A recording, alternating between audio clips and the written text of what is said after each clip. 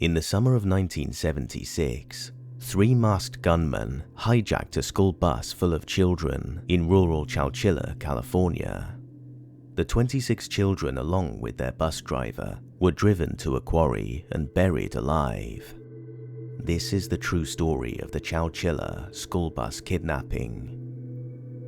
On Thursday, July 15th at around 4 p.m., the bus driver Ed Ray was driving students home from Dairyland Elementary School after a summer class trip to the Chowchilla Fairgrounds swimming pool, when a white Dodge van blocking the road ahead came into view. When Ed slowed down to edge past, a man emerged from the passenger side of the van, wearing overalls and a nylon stocking over his head. He pointed both a pistol and a shotgun at Ed as he approached the bus window and requested he open the door. At this point, 2 more masked gunmen appeared from the van and took control of the bus. Holding Ed at gunpoint, they drove the bus to another location before stopping and ordering everyone off and loading them into the back of 2 wood-paneled vans. They set off driving for hours, and with no windows, it was completely dark. It wasn't long before the police were alerted, and the search for the missing children began. Later that evening, a search plane spotted the middle school bus in a bamboo grove and directed police to the location. The police found the empty bus, where they discovered some fingerprints, footprints, and 2 sets of tire prints. Unfortunately for police, it soon started raining, ruining chances of getting more information on the footprints or vehicles used.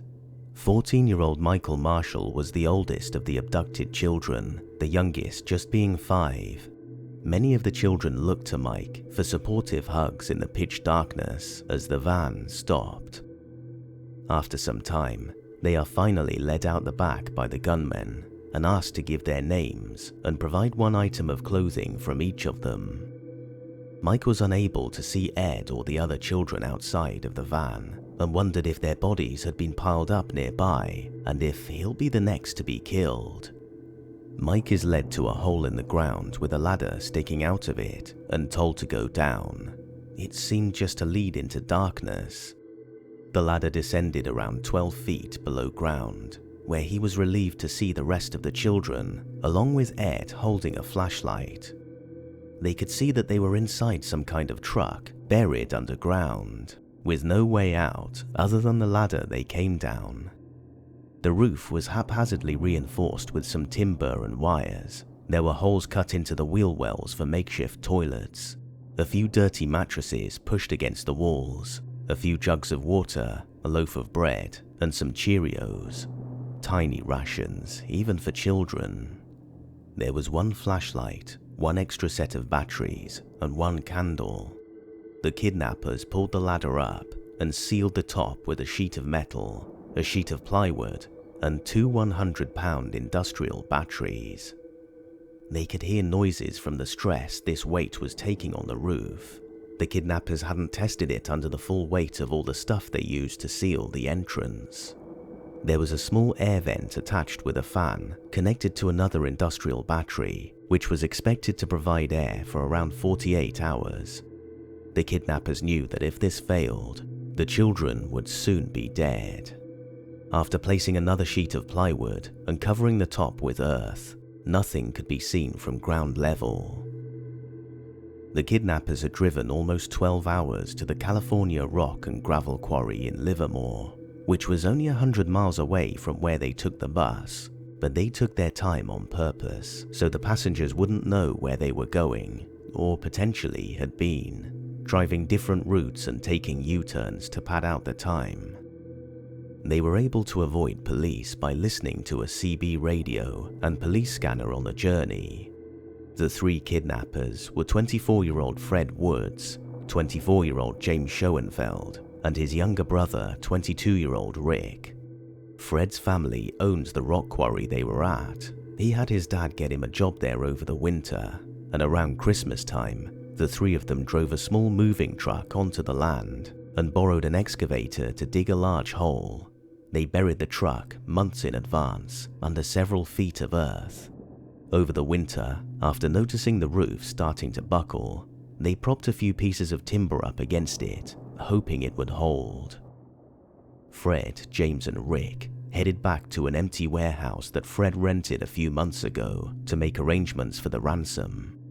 It was on a dead-end street in San Jose, perfect for hiding the vans, especially since Rick had registered them with his real name.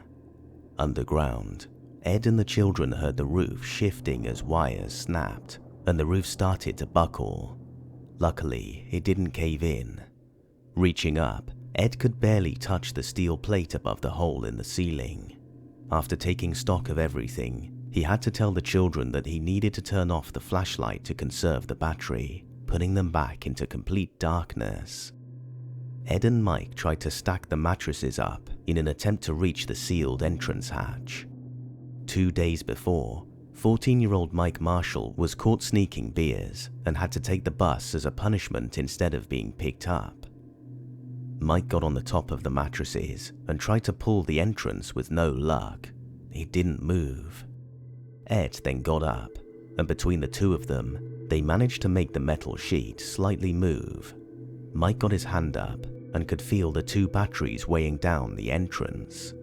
Exhausted, Ed realized that the shaft was narrow and there wouldn't be space to move the weights to the side. But if he pushes one side up and shimmers it towards him, he might be able to make a gap big enough to pull the batteries down into the truck. With this plan, Ed lifted one side up and made a gap at the other side, while Mike reached in and managed to pull the first industrial battery, and then the second.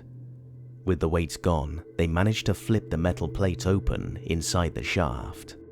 They knew it must be daytime, but realized that no sunlight was coming through.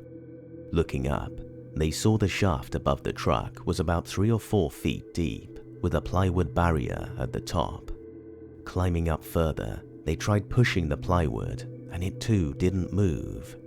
Mike and 10-year-old Bob Gonzalez tried digging round the edges of the plywood while standing on top of the mattresses.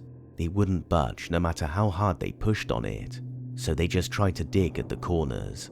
The several hours of digging was taking its toll on their fingers and shoulders. Finally, they started to see some light, at which point Ed scaled the mattresses and started crashing his body against the plywood, making his hands bleed while breaking some apart. Through the hole, Ed peeked out to see if the kidnappers were nearby and informed the rest that it was clear. Then, with a final shove, Mike flipped the plywood sheet from the opening of the shaft as dirt poured down all around them. He climbed out and took a much-needed breath of fresh air. Looking around, he saw industrial equipment and buildings. They weren't in the wilderness. Mike, Ed, and Bob helped all the other children up the stack of mattresses and through the shaft. Ed directed the children to head for a tower that looked like it could be a grain elevator, hoping there was someone there. Walter Enns was doing welding work at the quarry when Ed came into his view waving his hands, approaching him with a group of children. He tells Walter his name and that they are the ones from Chowchilla. One of the kidnappers, Fred Woods, had been trying to get hold of the Chowchilla police station without luck. The line was constantly busy. They turned on the news and saw the breaking story that the bus driver and children had been found. Fred's father called from the other side of the estate, giving Fred the news, surprised that their quarry had been used to store them. Realizing that it could easily lead back to him, Fred decided that running with his fake passport and emergency cash was his only option. Ed and the children spent most of the night at the Santa Rosa Correctional Institution, where they were given food, water, and some new clothes. They were found to have some scrapes and bruises and dehydration, but no major injuries. Around 4 a.m., they were taken back to the Chowchilla police station, where Ed was reunited with his wife, Odessa. The press was there, eagerly waiting for information. Ed reluctantly spoke, explaining what they had been through. 4 days after the escape, the vans used to transport them were discovered, and police promptly traced them back to Rick and James Schoenfeld, and Sheriff Ed Bates put an APB out on the two. Rick disappeared, causing Fred and James to suspect him of telling his father everything and taking his chances with the courts. Fred and James headed through Reno, Nevada, making plans to escape to Canada. Fred caught a plane to Vancouver, but without a passport, James wasn't able to go. Sleep deprived the next day, after driving 1,000 miles, James Schoenfeld reached a border crossing in Idaho, but his nerves got the better of him. He panicked and was incoherent, causing the Border Patrol agent to search his car, where they found Fred's hidden stash of guns. After being turned away, James headed west to Spokane, where he sold the guns at a sporting goods store. After heading back again, he was discovered again with 2 pistols in the center console and 2 rifles in the back that James had missed, having not slept properly in 5 days. At a picnic area at Coeur d'Alene, Idaho, James stopped at a payphone to contact the family lawyer.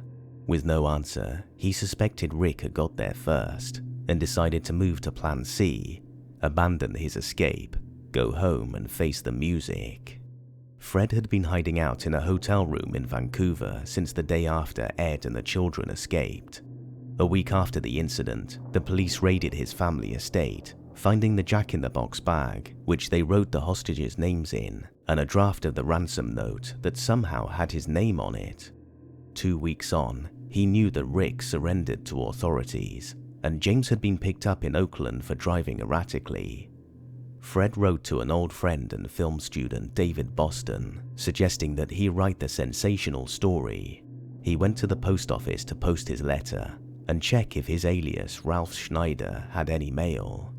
As he's leaving, he's approached by police officers who take him into custody. He concentrated his thoughts on who would play him in the movie. After Fred Wood's capture made the news, all of Chowchilla celebrated. The mayor declared a local holiday. The kids got a trip to Disneyland. Ed received a couple of vacations from well-wishers. He was also a guest on Hollywood Squares. Fred Woods and the Schoenfeld brothers pleaded guilty to 27 counts of kidnapping for ransom. On December 15, 1977, all 3 were handed down life sentences, which were later amended to include the possibility of parole.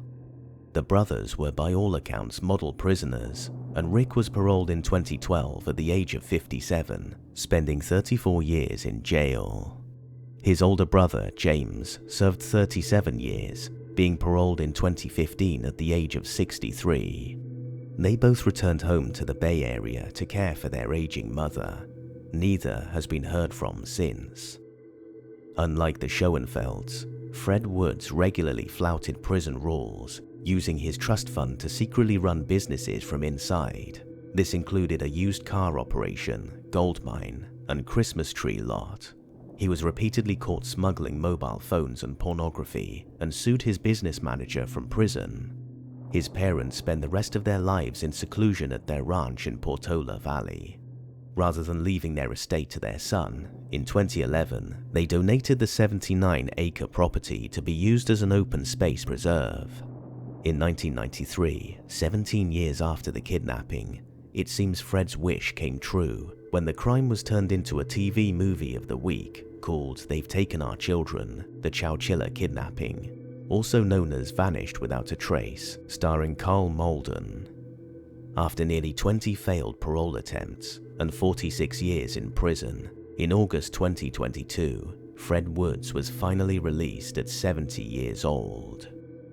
The trauma of the ordeal still lingers even today with the hostages, who are now at least well into middle age. Some are fearful of the dark or getting into buses or vans. Mike Marshall became a rodeo rider like his father, then a blackjack dealer. Sheriff Ed Bates became a professor of criminology until he retired in 1990. Ed Ray went back to driving the bus for another 9 years, retiring in 1986. He bought his old bus and kept it on his land in Chowchilla. He also bought a Winnebago and spent the rest of his life in peace and quiet.